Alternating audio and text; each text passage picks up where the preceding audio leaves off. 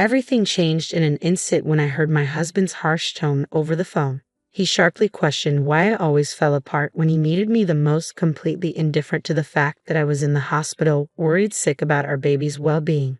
Instead of offering support, he grumbled about his hunger and the lack of my home-cooked meals, saying he was too impatient to wait and planned to eat out with his parents. This left me to figure out how to make my way back from the hospital. His words only heightened my anxiety and sorrow, amplifying my fears for our unborn child's safety and my ability to protect them. I had once been a committed cosmetic salesperson, recognized for my diligence and success, with many accolades to my name. Falling in love with my husband had felt like a fairy tale, and our courtship quickly led to marriage.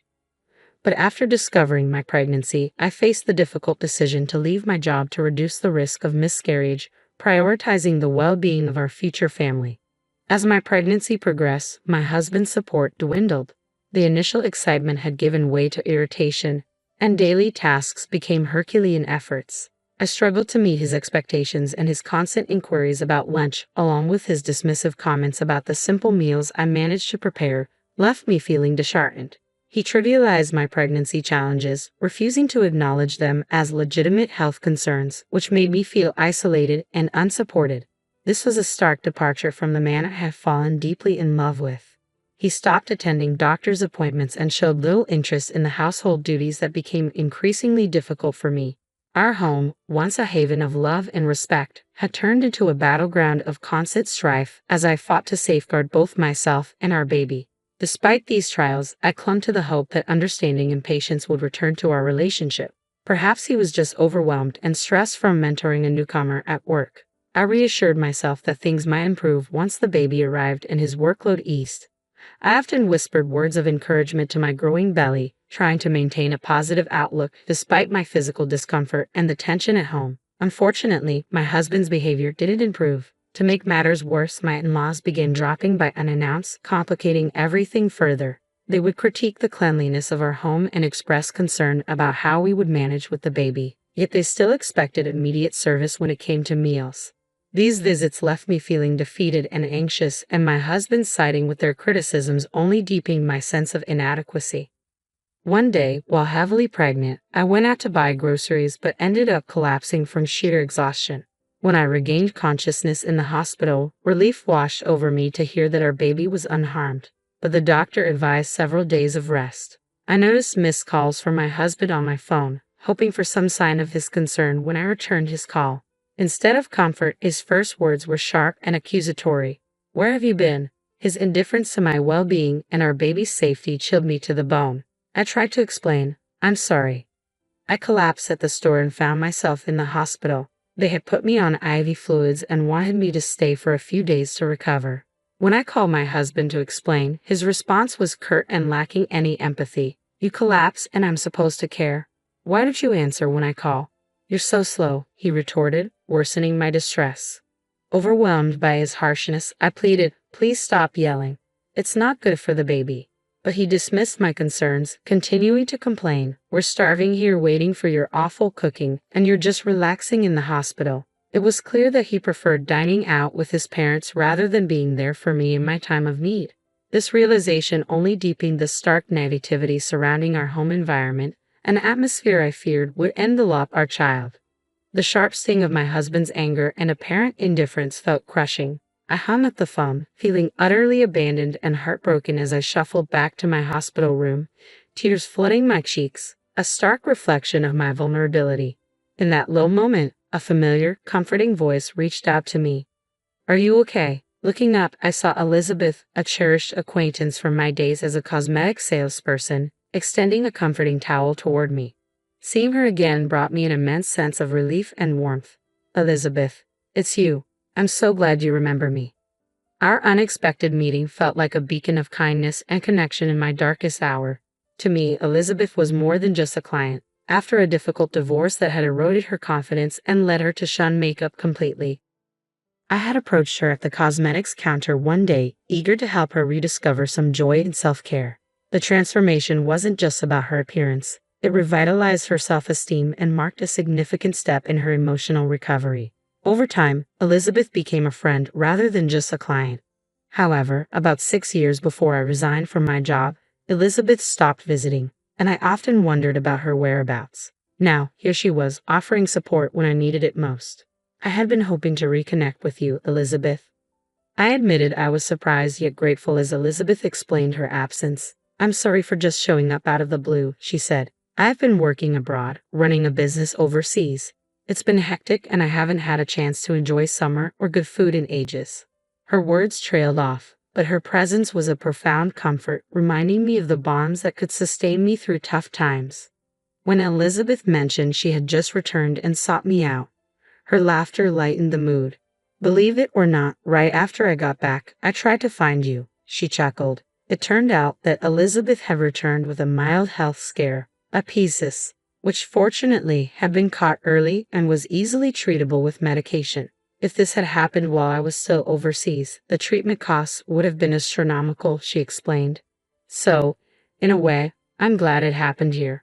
Her optimism and warm smile were infectious, lifting my spirits as we joyfully reminisced about old times. As our conversation deepened, Elizabeth's expression turned thoughtful. You don't have to talk about it if you don't want to, but you seemed quite upset earlier. What's going on? Trusting Elizabeth not just as a former client but as a genuine friend, I confided in her about my current struggles with my husband and in-laws. I'm really worried about bringing my baby into this environment. I'm afraid they'll be treated the same way I am, and without my job, the idea of living independently, especially with a child, feels daunting. To my astonishment, Elizabeth made an incredibly generous offer. I actually have an apartment you could use. I manage a few properties from a project I started with the land I inherited. It's a cozy 3-bedroom with a separate bathroom, solid roof, and good walls. It's in a safe neighborhood, close to supermarkets and a police station. You wouldn't need to pay a deposit right now, and you can start paying rent whenever you're ready. It's a really good deal. What do you think? Elizabeth's excitement and sincerity were palpable, and I couldn't help but laugh, overwhelmed by her kindness. Are you sure you can offer it at such great terms? I asked. She replied confidently, absolutely. I trust you'll take good care of the place, and I think it's important to support each other during tough times. Her gesture was a profound reminder of the goodness in the world, just when I needed it most. You're more than welcome to stay there, Elizabeth assured me with a warm, comforting smile. Her unexpected kindness felt like a beam of light in my dark times, offering not just a place to stay but also a chance for a new beginning. Overwhelmed by her generosity, I felt a glimmer of hope for the future. I gratefully accepted her offer, and a few days later, after the doctors had cleared me, I didn't return to the home I shared with my husband. Instead, I moved straight into the apartment Elizabeth had arranged for me. She had handled everything over the phone with such ease and kindness that I was left in awe. As I settled into Elizabeth's cozy and welcoming apartment, a twinge of guilt crept in for not paying rent immediately, but she brushed it off with a laugh, insisting that I shouldn't worry about it. While my husband was at work, I took the opportunity to go back to our old house to collect my belongings.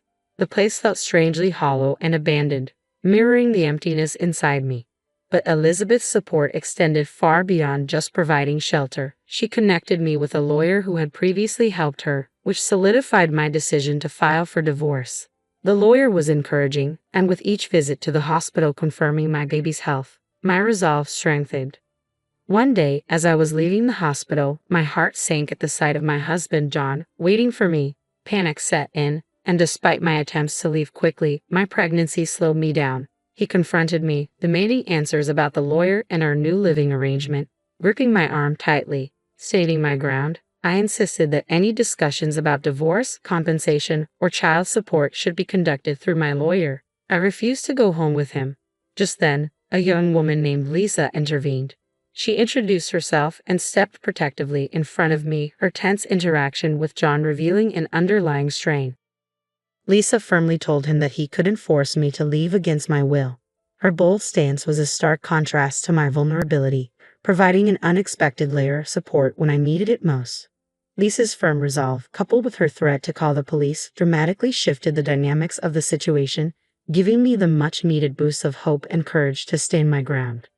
Seeing her determination, John quickly retreated, fear evident in his hurried exit.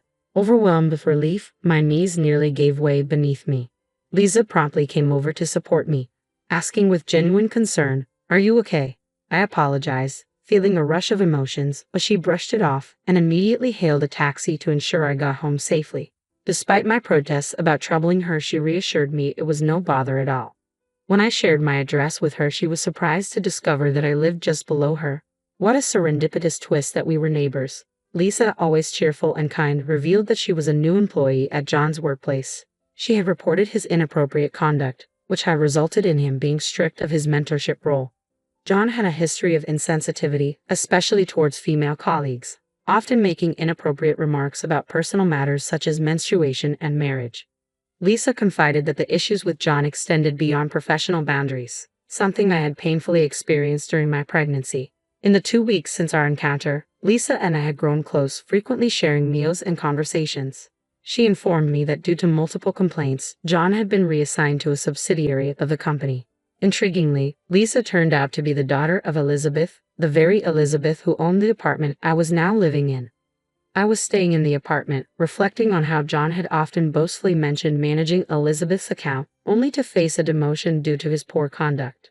Elizabeth had been instrumental in holding him accountable for his actions at work and towards me. Lisa, motivated by her desire to address workplace issues based on her own merits, acted upon realizing my connection to her mother.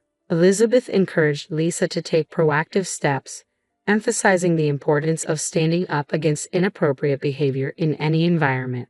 This revelation deepened the bond between us, as we both appreciated the strength and support stemming from our shared experiences. With John's diminished role and increased responsibilities at work affecting his income, he found himself in a drastically altered position. Elizabeth, leveraging her extensive experience, counseled me to stand firm and not succumb to John's attempts to elicit sympathy. This guidance proved invaluable as I moved forward with my decision to divorce him. Despite John's attempts to reach out through our lawyer, sharing tales of his difficult job situation and expressing longing and apologies, I remained resolute, staunchly supported by Elizabeth. Ultimately, John had no option but to accept the divorce and agree to the terms, which included child support and compensation. As I navigated this new chapter, another challenge arose with my in-laws, particularly my father-in-law, who was overly enthusiastic about the baby being a boy. I sensed the undercurrents of impending issues, and soon enough, my in-laws made their intentions clear. One day, as I was leaving the house, my father-in-law confronted me aggressively, grabbing my arm and declaring that once the baby was born, I must relinquish him to the family, claiming the baby was the rightful heir. Despite my attempts to break free, his grip was unyielding. At that moment, Lisa's commanding voice cut through the tension. With her expertise in judo, skills honed to protect herself and her mother during tough times, she intervened swiftly, employing a maneuver to release me from his hold. Lisa, a nationally recognized judoka, sternly reprimanded my father-in-law for his disregard of John's behavior and his intrusive demands on my life. She staunchly defended my right to a fresh start and made it clear that any further meddling was unacceptable. Just then, the sound of approaching sirens signaled that help was on the way. Lisa had prudently called the police before stepping in to assist me. My mother-in-law, who had been observing from a nearby car, remained silent as the police arrived and detained both her and my father-in-law. The arrest of my father-in-law was a pivotal moment, prompting my mother-in-law to reflect and ultimately decide to divorce him, signaling a significant shift in my tumultuous family relations. When John tried to convince his mother to let him accompany her to start anew in the countryside, she firmly refused, communicating through the lawyer to apologize for her previous actions and leaving some money as a gesture of goodwill. Elizabeth helped me understand that such gestures often stem from a desire for forgiveness and an intention to contribute to my son's future, especially after a significant life change like leaving a marriage. Although I was surprised by her turnaround, given her prior behavior, I appreciated her efforts to make amends. Once the divorce was finalized, I welcomed a healthy baby boy into the world, choosing solitude over a troubled life with John. My mother-in-law moved to the countryside, while when my father-in-law was released from custody, he discovered that she had demolished their house before leaving. With nowhere else to go, he moved in with John, compounding their issues and eventually leading to John's resignation due to his tarnished reputation. Despite these upheavals, child support payments were consistently handled, likely facilitated by Elizabeth and the lawyer. Lisa's courage and integrity at work did not go unnoticed. She was promoted to project leader, earning the respect and admiration of her peers. Elizabeth's various initiatives, including projects for women-only properties and housing for foreigners, continued to thrive. As for me, once my son was old enough, I planned to rejoin the workforce. Elizabeth graciously offered me a position at a new high-end cosmetics store she was launching. Both Elizabeth and Lisa continued to be a great source of support, showing immense affection for my son and treating him as if he were Elizabeth's grandchild. Lisa also made time to visit us regularly. Their unwavering strength and kindness were not only a comfort during my most challenging times, but also a powerful example of the resilience and protectiveness I aspire to embody for my son. Inspired by these remarkable women, I was determined to provide the same level of strength and protection for my son as they had for me.